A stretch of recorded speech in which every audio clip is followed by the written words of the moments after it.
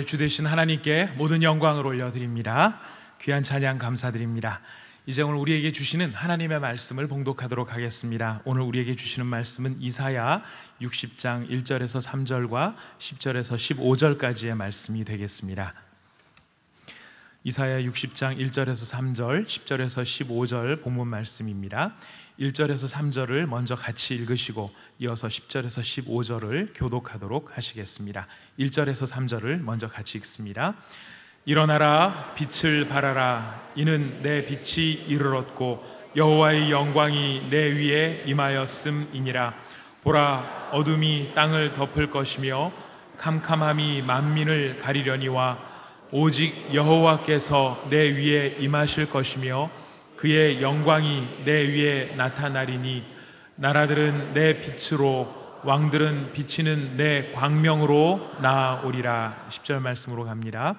내가 노하여 너를 쳤으나 이제는 나의 은혜로 너를 불쌍히 여겼은즉 이방인들이 내 성벽을 쌓을 것이요 그들의 왕들이 너를 섬길 것이며 성문이 항상 열려 주야로 닫히지 아니하리니 이는 사람들이 내게로 이방 나라의 재물들 가져오며 그들의 왕들을 포로로 이끌어 옴이라. 너를 섬기지 아니하는 백성과 나라는 파멸하리니 그 백성들은 반드시 진멸되리라. 레바논의 영광 곧 잣나무와 소나무와 내게 이르러 내 거룩한 곳을 아름답게 할 것이며 내가 나의 발둘 곳을 영화롭게 할 것이라. 너를 괴롭히던 자의 자손이 몸을 굽혀 내게 나오며 너를 멸시하던 모든 자가 내 발 아래 엎드려 너를 일컬어 여호와의 성읍이라 이스라엘의 거룩한 이의 시온이라 하리라. 전에는 내가 버림을 당하며 미움을 당하였으므로 내게로 가는 자가 없었으나 이제는 내가 너를 영원한 아름다움과 대대의 기쁨이 되게 하리니. 아멘. 사랑하는 형제자매 여러분, 오늘은 광복주일입니다.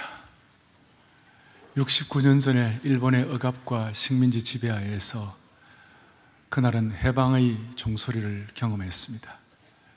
그리고 그 해방은 우리 민족에게 자유를 주었고 자유의 종소리가 되었고 또 평화의 종소리가 되었고 또 희망의 종소리가 되었습니다. 마찬가지입니다. 오늘 저희들은 여러분들 교독한 대로 여호와께서 시온의 포로를 돌리실 때 우리가 뭐 하는 것 같았다고 그랬습니까? 꿈꾸는 것 같았다고 그랬습니다. 우리는 마귀의 종살이를 했습니다. 죄악의 노예가 되어서 자유함이 없었습니다. 예수 그리스도의 피의 복음을 통하여 평화의 복음의 은혜가 우리 가운데 들어올 때 우리는 주님 안에서 자유와 그리고 주님의 자녀가 된 희망과 소명을 갖는 그런 축복을 받게 되었습니다. 할렐루야. 오늘 꿈꾸는 것 같은 축복이 우리 모두에게 일어나기를 간절히 바라는 것입니다. 오늘 본문 이사야 60장 1절 2절에 일어나라, 빛을 발하라. 그리고 나는 여호와의 영광이 내 위에 임하였고 캄캄함이 땅을 덮고 어두움이 만민을 가리우겠지만 여호와의 영광이 내게 임하겠다. 그리고 오늘 60장 제일 마지막에 그 작은 자가 천명을 이루겠고 그 약한 자가 강국을 이룰 것이라. 때가 되면 나 여호와가 속히 이루리라. 이것은 너무나 영광스러운 말씀입니다. 이것은 이사야의 표현 방식이긴 하지만 그러나 성경 중에서 아주 독보적인 계시를 우리에게 보여주고 있고 이 말씀은 놀라운 약속의 말씀이 되는 것입니다. 따라서 오늘 이 말씀은 이사야가 기록된 말씀으로 그치지 말게 하시고 막 살아 움직여서 저와 여러분들을 새롭게 하는 그런 말씀이 되기를 원합니다. 오늘 이 말씀을 여러분들이 볼 때에 이렇게 볼 수가 있습니다.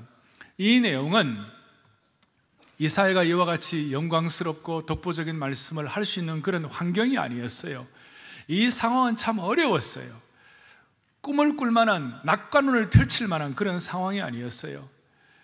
과거에 예루살렘에서 다윗과 솔로몬의 그 아름다운 왕국과 황금빛 나는 그 성전, 이 모든 것들이 나중에 마지막 시드기야 왕이 바벨론의 포로가 되었을 때 잿더미로 화한 상태입니다. 바벨론에서 이 사람들이 이 말씀을 들을 때에 날마다 눈물로 지새우면서 고통 가운데 참 비참한 상황이었어요. 15절을 오늘 여러분들 보시면 오늘 15절 이렇게 나와 있습니다. 전에는 너가 버림을 당하며 미움을 당하며 내게로 가는 자가 없었다 그랬어요. 버림받았습니다. 미움을 당했습니다. 내게로 가는 자가 없었습니다. 무슨 말이에요? 모든 사람들이 다 떠난다는 것입니다. 사람들이 다 배신한다는 것입니다. 다 사람들이 멸시하고 사람들이 아는 체를 하지 않고 다 떠난다는 것입니다. 비극적인 상황입니다. 어려운 문제가 있는 상황입니다. 그 상황 가운데서 뭐라고 말씀하시는가? 여호와의 영광이 임하는 것이다. 그 상황 가운데 전에는 버림당하고 전에는 미움당하고 전에는 사람들이 다 떠나지만 15절 전에는 다음에 중간에 보세요. 이제는, 여러분 이제는에 대해서 눈을 집중해 보십시오. 이제는 내가 나를 영원한 아름다움과 대대의 기쁨이 되게 하겠다. 할렐루야. 대대의 기쁨이 되게 하겠다.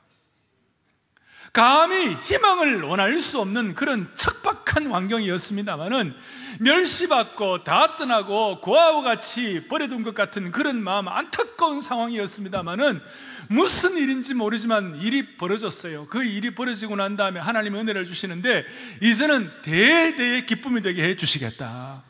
이제는 하나님의 영광을 체험하게 해 주시겠다. 꿈 같은 말씀이에요.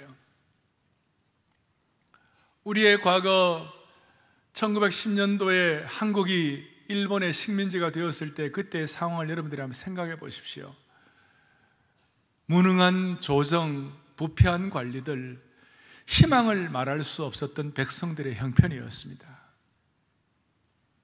15절의 앞에 있는 전에는 그 내용과 흡사한 상황입니다.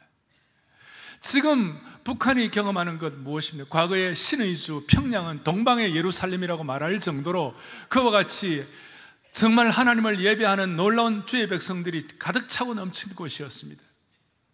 지금은 그 자리에 김일성 동상이 들어서 있고 김정일 동상이 우뚝 서 있습니다. 전에는 그런 상황입니다. 그런데 오늘 이런 예배를 여러분들이 드리면서 하나님이 주시는 꿈, 오늘 전에는 그랬습니다만 이제는 아름다움과 대대의 기쁨이 되게 하겠다고 그랬는데 15절 중간에 이제는 누가 그렇게 하신다고 그랬어요? 내가 너를 영원한 아름다움과 대대의 기쁨이 되게 하겠다. 내가가 누구예요? 하나님이세요. 오늘 어두움이 땅을 덮고 캄캄함이 만민을 가리우겠지만 2절 뒤에 오직 여호와께서 내 위에 임하실 것이고 여호와의 영광이 내 위에 나타나겠다. 사람이 하는 것이 아니다, 하나님이 하시는 거다, 그 말이에요. 이렇게 말할 수 있습니다. 우리의 인생을 우리가 끌고 나가는데 하나님이 우리를 도와주신다, 이런 차원이 아니에요. 우리가 끌고 나가면 하나님의 도움받는 그런 차원이 아니에요. 하나님이 완벽하게 우리를 끌고 나가시고 우리는 순종하는 차원이에요. 그래서 오늘 이 본문을 여러분들이 보실 때 하나님이 하신 것에 대해서 주목을 하셔야 합니다. 지금 우리의 형편이 어떻다, 상황이 어떻다, 내 처지가 어떻다, 그것이 중요한 것이 아니고 하나님이 하시느냐 안 하시느냐, 거기에 대해서 눈이 열리는 축복이 있기를 원하는 것이에요. 하나님이 하신다는 거예요. 희망을 말할 수 없었던 그 과거, 이제는 달라졌다는 것입니다. 이제는 과거에 발목 잡히지 아니하고 과거의 상처가 우리를 더 이상 어렵게 하지 아니하고 이제는 하나님이 하시겠다는 것을 말씀하시는 거예요. 다시 강조합니다. 누가 하신다고요? 하나님이 하신다.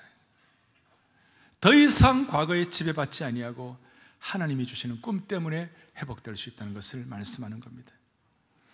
이런 차원에서 마귀의 가장 큰 작전은 하나님의 신실한 백성들에게 꿈을 앗아가게 하는 것입니다. 개인이나 가정이나 공동체에 마귀의 가장 큰 작전은 하나님의 백성들의 꿈을 앗아가는 것입니다. 그리고 지금 여러분들이 내가 하나님 주시는 꿈이 있느냐 없느냐를 뭘 가지고 평가하면 되는 것입니까? 내가 하나님 주시는 꿈이 있느냐 없느냐를 평가하는 시금석, 리트머스 시험지가 뭘까요? 그것은 바로 내가 당하는 이 문제가 더 커 보이는가? 아니면 나를 붙잡으시는 하나님이 더 커 보이는가? 이것이 시금석, 이것이 점검 리스트예요. 세상이 더 커 보이는가? 아니면 하나님이 더 커 보이는가? 세상이 더 커 보이면 우리는 하나님의 꿈을 회복할 수가 없습니다. 데마라는 사람이 있었습니다. 한때는 바울을 추종하며 바울의 동력자라는 말을 들을 정도로 신앙적으로 탁월한 그런 사람 같았습니다마는 데마가 완전히 실족하고 넘어져 버렸습니다. 그 이유가 뭐냐? 디모데후서 4장에 이렇게 나와 있습니다. 데마는 세상을 사랑하여 이 세상을 사랑하여 세상으로 내려가 버렸다, 그렇게 했습니다. 포인트는 이것입니다. 하나님이 더 커 보이느냐, 아니면 문제가 더 커 보이느냐? 하나님이 더 커 보이느냐, 아니면 세상이 더 커 보이느냐? 오늘 이 광복 69주년 이 예배를 통하여 세상과 문제가 더 커 보이는 것이 아니라 하나님이 더 커 보이기를 원하는 것입니다. 하나님이 더 커 보여야 하나님의 영광에 눈이 열릴 수가 있습니다. 독보적인 계시를 체험할 수가 있다는 것입니다. 저는 사랑의 교회를 건축하고 우리 교회가 이 귀한 공동체가 이 교회를 건축하고 제가 한 가지 소원하는 것은 매주일마다 하나님, 세상에 시달리고 오염된 우리의 마음들이 다시 한번 주님의 꿈을 회복하게 해 주십시오. 주님이 주시는 꿈을 회복하게 해 주십시오. 목회자가 뭐라고 말하는 것이 아니라 하나님의 말씀을 통한 꿈이 회복되게 도와주십시오. 그것이 저의 간절한 소원이에요. 여러분, 매주일마다 남쪽 타워 제일 위에 옥상과 북쪽 타워 옥상에 큰 내 깃발이 휘날릴 것입니다. 대한민국 태극기와 우리 교회의 깃발이 휘날리는 것입니다. 그 이유가 뭐냐? 매주일마다 하나님 아버지, 이 예배당에 들어오는 모든 사람들이, 여러분들 그 해외에 가면 한국 대사관에 한국 국기가 날리는 것입니다. 무슨 뜻입니까? 이 장소는 주미 한국 대사관이다, 그런 뜻이에요. 주불 한국 대사관이다, 그 뜻이에요. 오늘 이 우리 교회 기와 태극기가 날리는 이 교회를 여러분 들어오시면서 이 자리는 하나님의 대사관이에요. 그러니까 여러분들이 이 자리에 들어오시면서 하나님 나라에 대한 꿈, 하나님 나라의 대사로서의 꿈을 매주일마다 회복하기를 원하시는 거예요. 마당에 조형물이 있습니다. 한 10여 미터 되는 큰 조형물인데 그것이 Forever Love, 하나님의 영원한 꿈을 회복하게 해주셔서 거기에 24시간 동안 예수님의 붉은 심장이 벌떡벌떡 뛰게 되어 있어요. 밑만 보고 다니시니까 안 보이시죠? 그걸 보시면 예수님의 심장을 가지고 거기에 보면 다윗의 춤추는 다윗의 비파가 나와요. 다윗처럼 은혜로 하나님 앞에 쓰임받게 도와주시옵소서. 2층에 가면 웨스트를 만들어 놓고 거기 웨스트 채플 가운데서 하나님 아버지, 또 9층에 올라가면 일본 채플, 중국 채플, 브라질 채플이 있습니다. 거기를 보면서 하나님 아버지, 우리 성도들이 지금 우리 현실이 너무, 과거는 힘들지만 이제는 하나님 주시는 꿈을 회복하게 하여 주시옵소서. 자, 이런 하나님이 주시는 꿈, 내가 갖는 꿈이 아니에요. 하나님이 주시는 꿈을 회복하기 위하여 두 가지 조건이 있어요. 오늘 그 조건을 오늘 모두가 다 확인하고 또 그 조건을 하나님 안에서 만족시킴으로 말미암아 한 분도 하룻밤도 꿈 없이 잠들지 아니하고 하룻밤도 꿈 없이 깨지 않는 그런 축복을 받아 누리기를 소원합니다. 기대합니다. 소망합니다. 첫 번째 조건은 무엇입니까? 10절을 좀 보십시오. 10절 이와 같이 나와 있습니다. 내가 노하여 너를 쳤으나, 그 다음에 또 이제는 말이 이사야의 독특한 표현 기법 중에 하나, 표현 방법 중에 하나인데요. 이제는 그 다음에 줄 것이십시오. 뭐라고 되어 있습니까? 나의 은혜로 너를 불쌍히 여긴다. 할렐루야. 내가 노하여 너를 쳤지만 이제는 나의 은혜로 너를 불쌍히 여긴다. 여기에 눈이 번쩍 뜨이는 거예요. 하나님이 과거에 우리의 범죄와 우리의 부족함 때문에 마치 우리는 하나님의 진도를 받는 같은 그런 존재가 되었지만 이제는 하나님의 은혜로 너를 불쌍히 여긴다.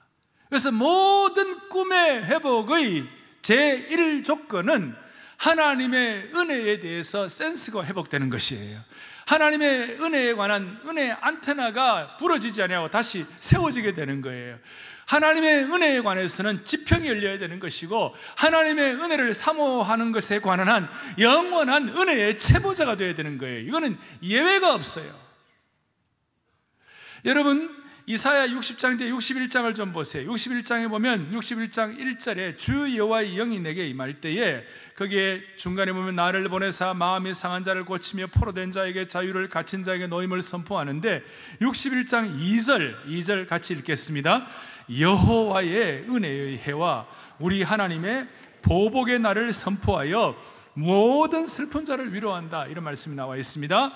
여기에 보니까 나를 보내사, 주님이 이 땅에 오신 이유는 마음이 상한 자를 고치고 포로된 자의 자유를 주시고 갇힌 자에게 노임을 선포하는데, 2절에 여호와의 은혜의 해와 우리 하나님의 보복의 날을 선포한다 그랬어요. 주님이 이 땅에 오셔서 하시는 중요한 일들이 뭐냐? 은혜의 해를 선포하시는 거예요. 이걸 주님께서 광야의 시험을 마치시고 누가복음 4장에 이제 공생애를 시작하시면서 선포를 하시는데, 누가복음 4장 18절 19절 이와 같이 나와 있어요. 보시죠. 18절에 같이 읽어보겠습니다. 나를 보내사 포로된 자에게 자유를, 눈먼 자에게 다시 보게 함을 전파하여 눌린 자를 자유롭게 하고, 그 다음 19절입니다. 주의 은혜의 해를 전파하게 하려 하심이라 하였더라. 주님이 이 땅에 오셔서 제일 큰 관심을 가진 것, 포로된 자에게 자유를, 눈먼 자에게 보게 함을, 눌린 자에게 자유를 주시는데, 그 방법이 뭐냐면 주의 무슨 해를 전파하게 하신다고요? 은혜의 해를. 그런데 이 말씀을 보실 때 아까 이사야 61장의 내용과 하나 빠진 것이 있어요. 은혜의 해와 아까 이사야 61장 2절에서는 뭐가 나와 있습니까? 보복의 날이 나와 있는데, 보복의 날은 저기에 빠져 있는 거예요.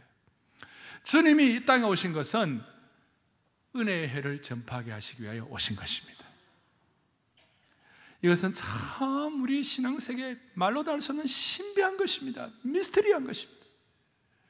여러분, 오늘 이 예배를 드리면서 하나님의 은혜의 해를 선포하는 것이 무엇인지를 영적인 눈을 열고 확인할 수 있으면 좋겠어요. 은혜의 해가 무엇이에요? 은혜를 선포한다는 것, 그게 보복의 날이 빠졌는데, 하나님의 은혜를 주시면 보복의 날도 단순히 무슨 남을 복수하고 그것이 아니에요. 보복의 날은 예수님께서 이 땅에 오셔가지고 재림하는 날, 주님의 재림하는 날, 그 뭐예요? 심판의 날이 보복의 날이에요. 그 심판의 날조차도 예수 그리스도를 구세주와 주님으로 믿는 저희들은 심판이 아니라 우리의 간절한 기도가 응답되는 신원의 날이 될 수가 있는 거예요. 이게 하나님의 은혜인 것입니다. 오늘 이 은혜의 빛을 선포할 때 그 은혜의 빛을 비침받는 그런 축복이 있으면 좋겠어요. 주님 뭐라고 말씀하셨느냐? 다시 한번 이사야 60장 10절에 돌아오셔가지고 내가 노하여 너를 쳤으나, 이 말이 나와 있습니다. 과거에 우리는 범죄로 오염된 인생이에요. 과거에 우리는 주님의 진노 때문에 우리는 온전한 우리의 삶의 행보를 감당할 수 없는 사람이에요. 그런데 그렇게 내침을 당하고 범죄하고 아무것도 아닌 사람들이 예수님의 은혜의 해를 선포함으로 말미암아 예수님의 피의 복음의 증언자가 되게 하시고 예수 그리스도의 피의 복음의 수혜자가 되게 하여 주셔서 예수님의 은혜 아래 서 있도록 만들어주신 주님을 찬양한다는 거예요. 저는 여러분들이 지금 어떤 상황에 있는지 다 몰라요. 여러분들이 지금 안정된 상태인지, 아니면 마음이 답답한 상태인지, 그 다음에 여러분들이 과거가 어떤지, 공부를 제대로 하셨는지 힘들게 하셨는지, 아니면 여러분들이 신앙 경력이 오래됐는지 얼마 안 됐는지 제가 다 몰라요. 그러나 제가 한 가지 아는 거 있어요. 모든 차원이 다르고 우리 나름대로 배경이 다 다르지만 한 가지는, 우리 모두는 하나님의 은혜의 해 아래 있다는 것이에요. 은혜의 해의 비침을 받고 있다는 사실이에요. 이 사실을 우리는 잊으시면 안 돼요. 하나님의 은혜가 비춰지니까 무슨 일이 벌어졌습니까? 하나님의 진노가 그쳐진 것이에요. 제가 그것을 묵상하다가 그렇구나, 은혜의 사람은 무엇이고 이 은혜 때문에 진노가 그친 것이 어떤 것일까 묵상하다가 다윗이 있습니다. 다윗은 하나님의 은혜를 알았던 사람이에요. 어느 날 자기가 사울 왕국이 무너지고 다윗 왕국이 이제 출범이 되고 난 다음에, 이제는 내 마음대로 내 뜻대로 왕국을 이끌어 나겠구나, 이렇게 생각하지 않고, 이 모든 것이 하나님의 크신 은혜구나, 내가 이 은혜를 좀 보답할 길이 없을까라고 먼저 생각하다가 자기의 대적이었던 사울왕의 집안에서 혹시 어떤 사람이 없나 보니까 사울의 아들이었던 요나단의 아들 무비보셋이라는 아들이 있다는 얘기를 들었어요. 근데 그 무비보셋이 어땠냐면 왕국 혁명의 날 그 아이가 던져짐을 받아가지고 던져버렸어요. 그러니까 이 아이가 두 다리를 절게 되고 두 다리를 못 쓰게 되었어요. 제대로 못 쓰게 되었어요. 그 사람 찾아라. 무비보셋이 다윗에게 끌려왔을 때 벌벌벌벌 떨었어요. 혁명 왕국에 자기는 과거에 혁명의 대상이 된 그런 사울의 손자니까 나는 이제 죽었구나 벌벌벌 떨게 됐어요. 그럴 때 다윗이 뭐라고 그러냐? 아니야, 너 떨지 마. 나는 하나님의 붙잡으심으로 이 다윗 왕국이 시작되고 왕이 되었는데, 그런데 나는 내가 너를 핍박하거나 그렇게 하지 않을 거야. 너는 앞으로 여기에 너 생에 살아가는 동안 나와 함께 왕의 테이블에서, 킹스 테이블에서 같이 식사하고 나와 같이 가족처럼 지내자. 기가 막힌 말씀이에요. 그럴 때 여러분, 사무엘하 9장 8절에 보니까 그 말을 듣고 무비보셋이 뭐라고 얘기했는지 한번 보세요. 이렇게 나와 있어요. 읽어보겠습니다. 그가 절하여 이르되 이 종이 무엇이기에 왕께서 죽은 개 같은 나를 돌아보시나이까 하니라. 무비보셋이 뭐라고 하느냐? 죽은 개 같은 나를 돌아보시나이까. 그러니까 다윗 왕이 아니야, 너는 나의 식구와 마찬가지, 너는 내 자녀와 마찬가지야. 13절 보세요. 같이 읽어보겠습니다. 무비보셋이 항상 왕의 상에서 먹음으로 예루살렘에 사니라. 그는 두 발을 다 절더라. 다윗이 가졌던 하나님의 은혜에 대한 각성이 무비보셋에게 미친 거예요.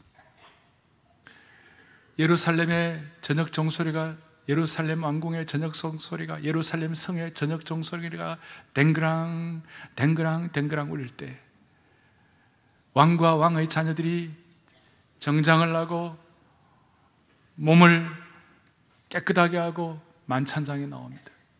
한쪽 구석에 무비보셋이 두 다리를 절면서 겨우겨우 참여합니다.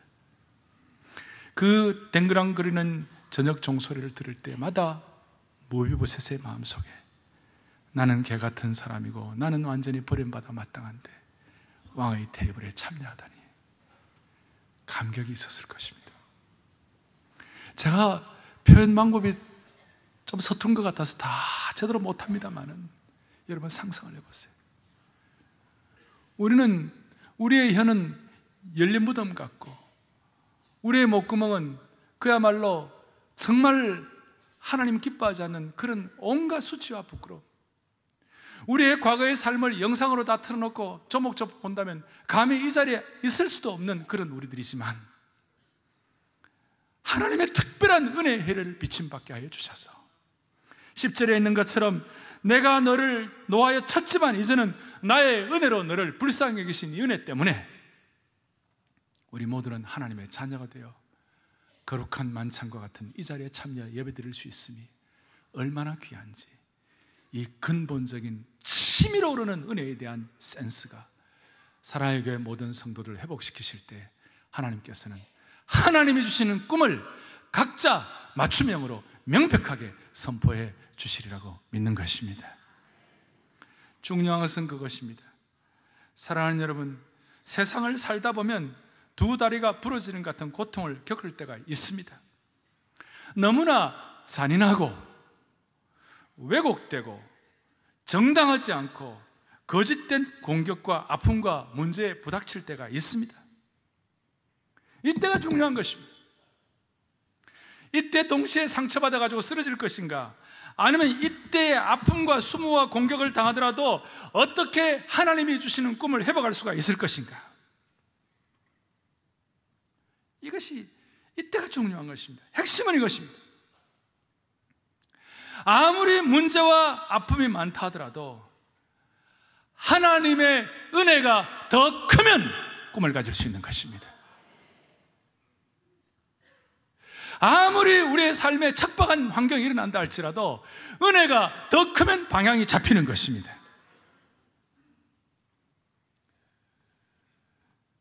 문제의식보다 은혜의식이 더 크면 해결될 수 있다는 것입니다. 주님의 은혜를 경험한 사람은 은혜가 문제를 압도하는 거예요. 찬송가에 있는 것처럼 세상의 유혹 시험이 내게 몰려올 때 나의 힘으로는 그것들을 해결할 수가 없어요. 어찌할 바를 모르는 거예요. 주위가 폭풍처럼, 세상이 폭풍처럼 나를 휘몰아칠 때 어찌할 바를 모를 때에 시편 42편의 말씀처럼 주님의 은혜의 폭포와 은혜의 파도가 나를 휩쓸면 되는 것입니다.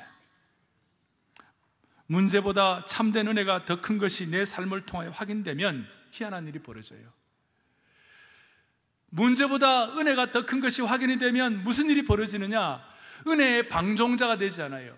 은혜를 핑계 삼아 내 마음대로 사는 사람이 되지 아니하고, 희한하게도 하나님의 크신 은혜를 받으면 하나님을 경외하는 것에 대해서 눈을 뜨는 것이에요. 거룩한 두려움에 휩싸이게 되는 것이에요. 거룩한 두려움에 휩싸이게 된다는 것은 하나님만을 두려워하게 되는 사람이 된다는 것이에요. 진짜 은혜를 받으면, 은혜의 해가 우리를 비춰주시면, 은혜로 우리가 하나님이 불쌍히 여겨주시면 방종하지 아니하고 주님만을 두려워하게 되는 것이에요. 주님을 두려워하게 될 때 무슨 일이 벌어지는가? 세상이 두렵지 않는 것이에요. 이런 생각 저런 생각, 이런 사람 저런 사람의 수많은 사람들의 말이 있다 하더라도 무슨 일이 벌어지는가? 하나님만을 두려워하겠다고 은혜에 대한 센스가 회복되면 사람과 세상과 환경이 두렵지 않는 삶을 살아가게 되는 것입니다. 여러분이 이 당당한 삶을 살아가기를 바랍니다. 이 당당한 삶에 대한 꿈을 주님이 회복시켜 주시기를 원하는 것입니다. 그래서 다시 얘기합니다. 우리의 삶에 우리가 끌고 가고 주님이 우리를 도와주시는 것이 아니라 주님만을 두려워함으로 주님이 우리를 끌고 가시고 우리는 주님 앞에 순종하는 자가 되는 것이에요. 그렇게 되면 주님께 우리가 바쳐진 인생이 되는 거예요. 바쳐진 인생 되면 우리가 누구를 두려워할 것이 없고 하나님이 이끌고 가는 인생이 되고 하나님의 꿈을 회복할 수가 있습니다. 할렐루야. 두 번째 조건은 1절을 다시 보겠습니다. 일어나라 빛을 봐. 일어나라 하는 거 보니까 그 속뜻에 담긴 것은 납작 엎드려서 고통스러워서 너무 힘이 들어서 주님 앞에 기도할 수밖에 없는 환경을 맞이하고 있다, 이 뜻이에요. 2절에 보니까 보라 어둠이 땅을 덮겠다, 캄캄함이 만민을 가리우겠다는 말이 뭐예요? 그만큼 고통스럽고 어두운 것 같고요, 앞이 보이지 않는다, 그 뜻이에요. 더더구나 14절을 좀 보세요. 14절 보시면 너를 괴롭게 하던 자, 너를 멸시하던 자, 이런 말씀이 나와요. 멸시하고 괴롭힘 당하고 엎드려 있고 캄캄하고 큰 고통을 직면했다, 이 말이에요. 그런데 하나님의 꿈을 해보기 위해서는 이 고통에 대한 새로운 시각과 해석이 필요하다는 것이에요. 한마디로 하나님의 은혜를 받은 사람은 모든 고통이 고통으로 끝나지 아니하고 하나님은 고통의 한 조각도, 고통의 한 방울도 낭비하지 않는 것임을 믿게 되는 것이에요.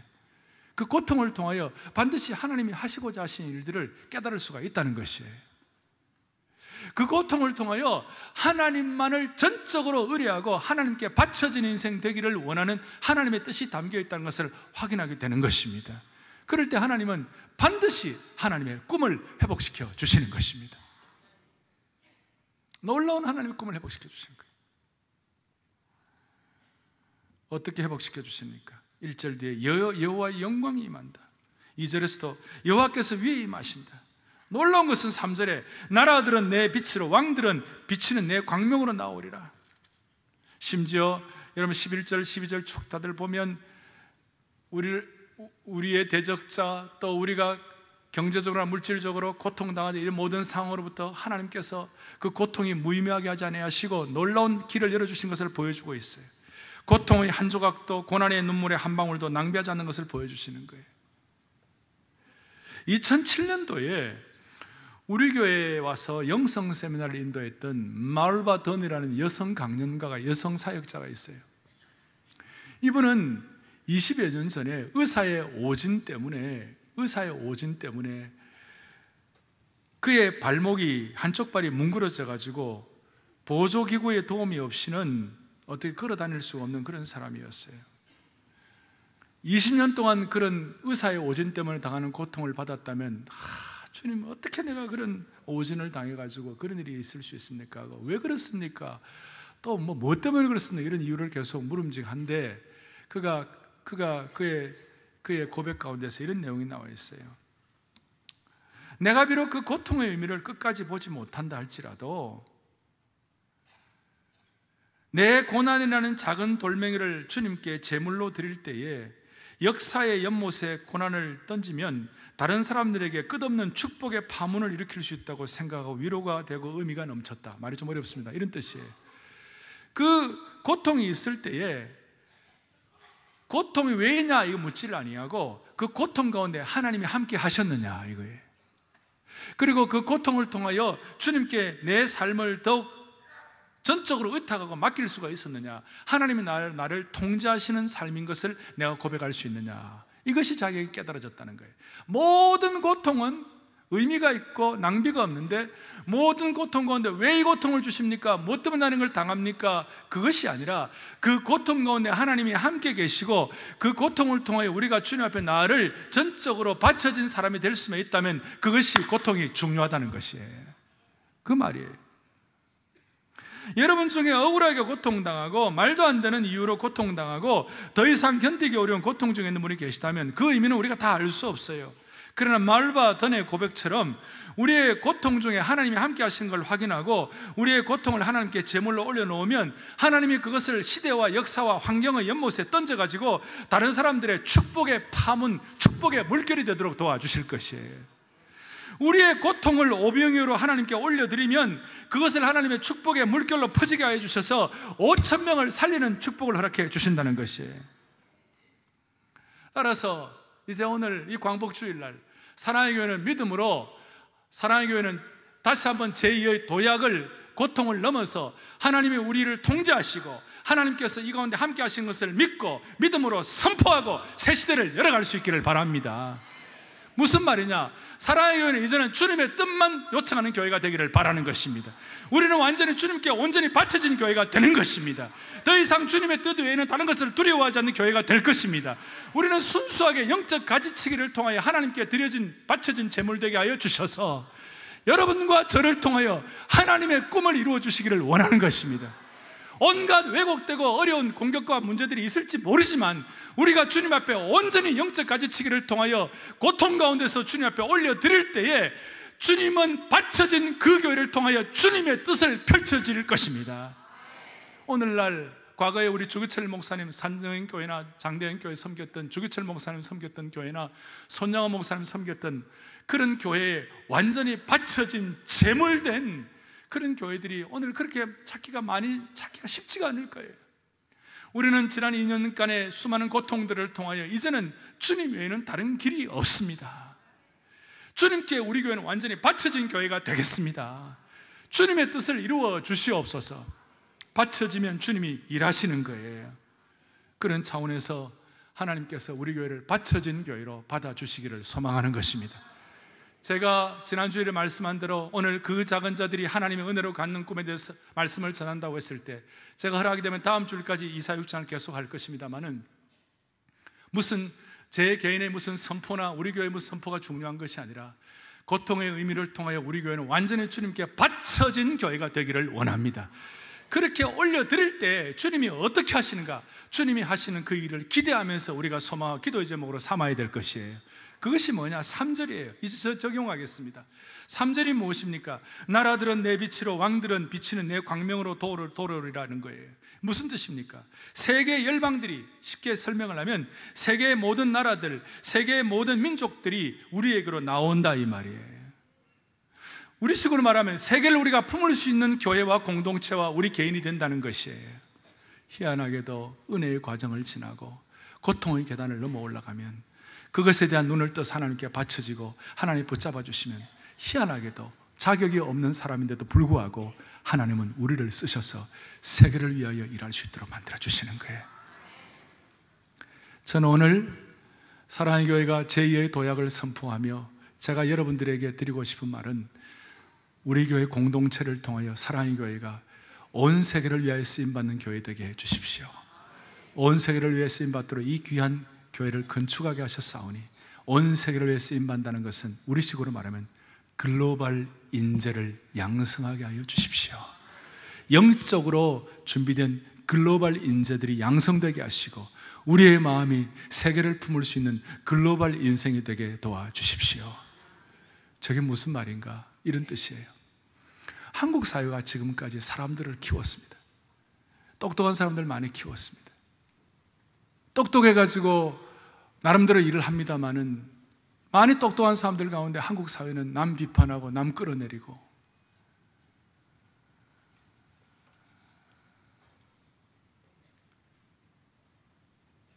똑똑한 사람들 가운데 남 속이고 이런 한국 사회의 이런 현상 속에 우리는 정말 하나님이 기뻐하시는 글로벌 인재를 키워야 되겠다. 세계가 우리의 은혜의 빛과 광명으로 나올 수 있도록 그런 인재를 키워야 되겠다.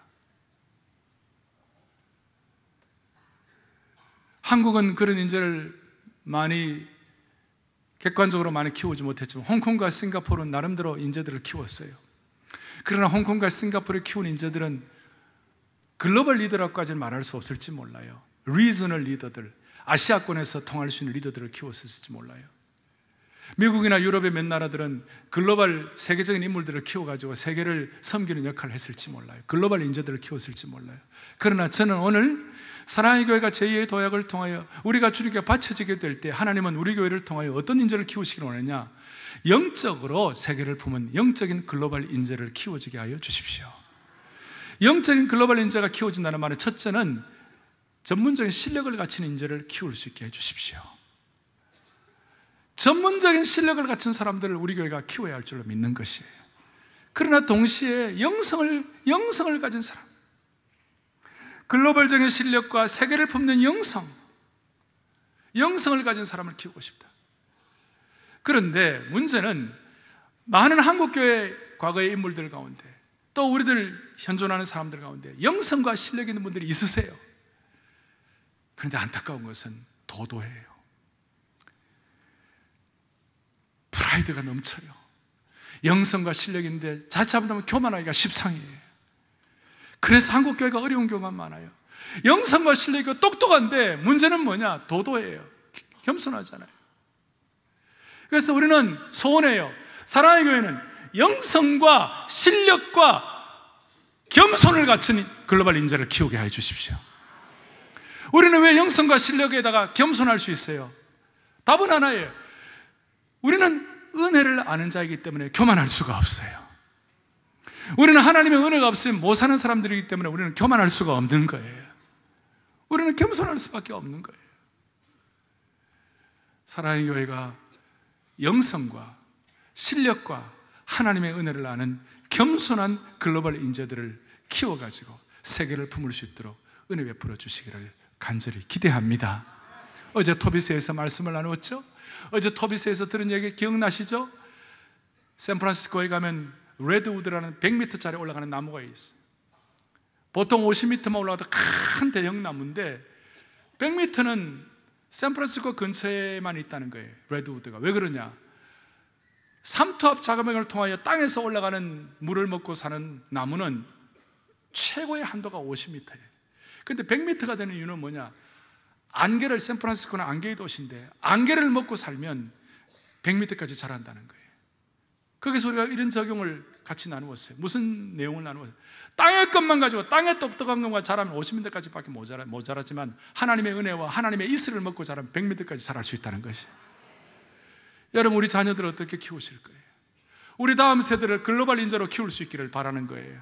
하늘의 신령한 이슬과 소망으로 저들을 제대로 키워서 시대 앞에 쓰임받게 하면 얼마나 좋겠어요. 한국은 오늘 광복 69주년을 맞이하여 이제 제4의 부흥이냐 쇠퇴냐 기로에 있어요. 이것은 우리 교회의 공동체의 미래와도 그대로 관계가 된 거예요. 우리는 1907년도에 일본의 압제를 당하기 전에 1910년도에 한일 합방이 되기 전에 우리는 평양의 부흥을 경험한 줄로 믿습니다.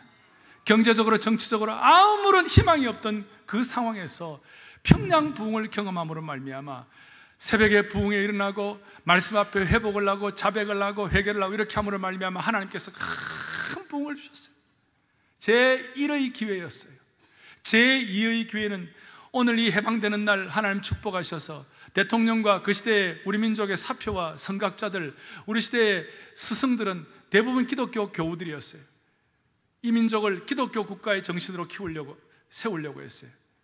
국회를 하면서 기도하면서 국회가 시작되었고, 채플린 제도, 군목 제도는 전 세계에서 거의 유일무이한 미국과 우리가 갖는 그런 제도를 군대가 신앙 전력화를 위하여 복음화할 수 있도록 그런 틀을 닦았어요. 제2의 도약을 주셨어요. 제3의 도약은 70년대 초반 중반에 I found it, 나는 찾았네, 빌리그리암 전도대회, 엑스플로 전도대회를 통하여 대한민국 무주 진안 장수 저 청송 영양 저 산골짜기까지도 복음이 들어가게 하여 주셔서 제3의 부흥을 주신 주님을 찬양하는 것이에요. 이제 제4의 기회가 남았어요. 이 4의 기회를 어떻게 할 것인가?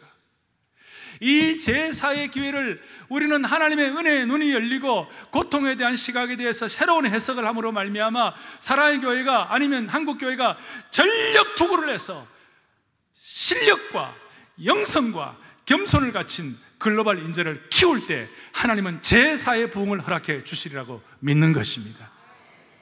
이번 주간에 교황이 방문을 합니다. 교황 방문이 있습니다.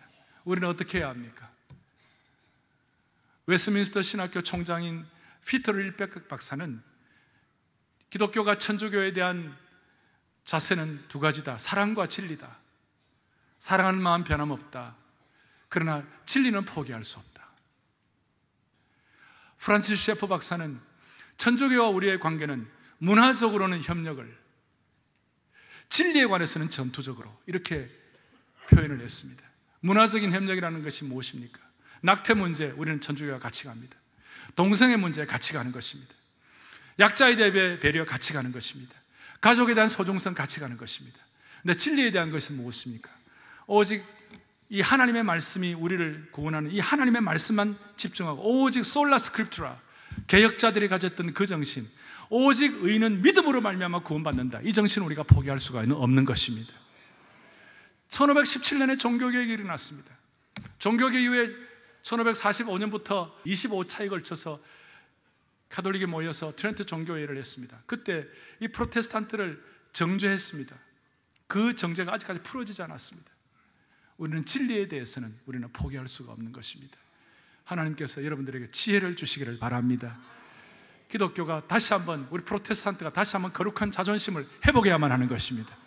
문화적으로는 협력을, 진리는 전투적으로, 그렇게 해서 이 시대를 글로벌 인재를 양성함으로 말미암아 사랑의 교회가 제2의 도약을 할 수 있도록 은혜 주시기를 바랍니다. 오래 황폐하였던 이 땅 어디서나 은혜의 순결한 꽃들이 피어나고 푸른 의의 나무에 꿈을 꿀 수 있는 그날이 다가올 수 있도록 저 여러분들이 하나님의 축복의 도구가 되기를 바라고, 이 마음 집중하면 남북의 문제는 어쩌면 협상도 안 해도 회담도 없이 북한의 우리 품으로 안기게 될 그날도 오게 되리라고 믿는 것입니다. 할렐루야. 가슴에 손을 얹겠습니다. 살아계신 하나님 아버지, 오늘 이 독보적인 계시의 말씀을 평생 기억하게 하여 주셔서 은혜로 불쌍히 여김 받게 하여 주시옵시고, 고통이 고통으로만 끝나는 것이 아니라 전적인 위탁을 통하여 하나님이 완전히 우리를 장악하셔서 수많은 하나님의 인재들이 배출되는 교회, 가정, 개인 되게 하여 주시옵소서. 우리의 생명 되시고 소망 되시는 예수 그리스도를 받들어 간절히 기도 올리옵나이다. 아멘. 오래 황폐하였던 이 땅 어디서나 순결한 꽃들이 피어나고 의의 나무가 가득한 세상, 우리 함께 보리라. 그날에 우리 보리라. 그날에 우리 보리라. 새벽 입술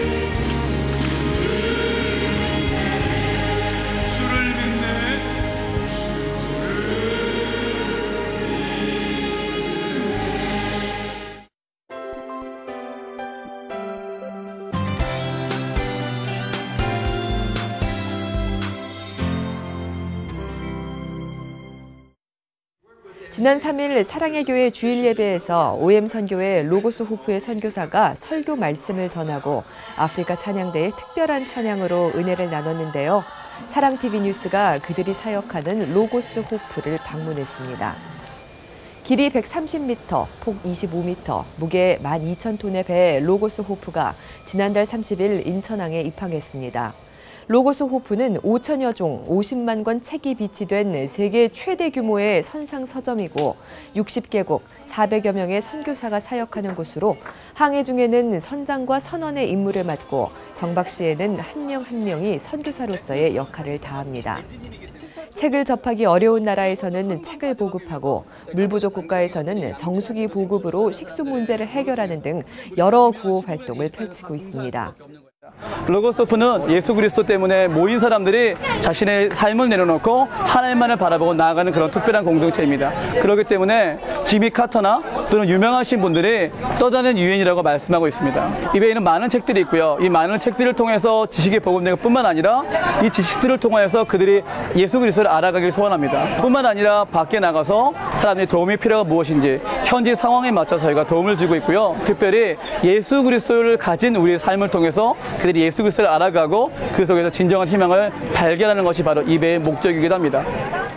지난 2일에는 세계선교부 주관으로 많은 성도들이 이곳을 방문했습니다. 특별히 사랑의 교회 대학부를 위해 마련된 자리에서 로고스 호프의 사역이 소개되고 다른 여러 나라에서 온 청년들이 간증을 나누는 시간을 가졌는데요. 그들이 가진 세계 선교를 향한 비전은 대학부에게 새로운 도전이 되었고 가족 단위로 방문한 성도들도 선교선의 사역을 간접 체험할 수 있었습니다. 그 선교의 비전은 우리가 크리스찬이라면 다 갖게 되잖아요. 그래서 나도 그런 삶을 살고 싶은데 그렇게 사는 삶을 사는 분들을 한번 보고 싶다. 그래서 왔거든요. 그리고 1년 동안의 선상 생활을 통해서 내 삶을 사는 거를 굉장히 보람 있게 느낀다. 그런 얘기를 제가 듣고 아 맞아. 제가 그러면서 우리도 이렇게 살자 그랬어요. 로고스 호프는 18일까지 한국 사역을 마친 후에 동남아시아 지역에서 사역을 이어가고 2016년에는 아프리카로 향할 예정인데요. 로고스 호프의 귀한 사역을 통해 땅끝까지 복음이 전해지기를 바랍니다.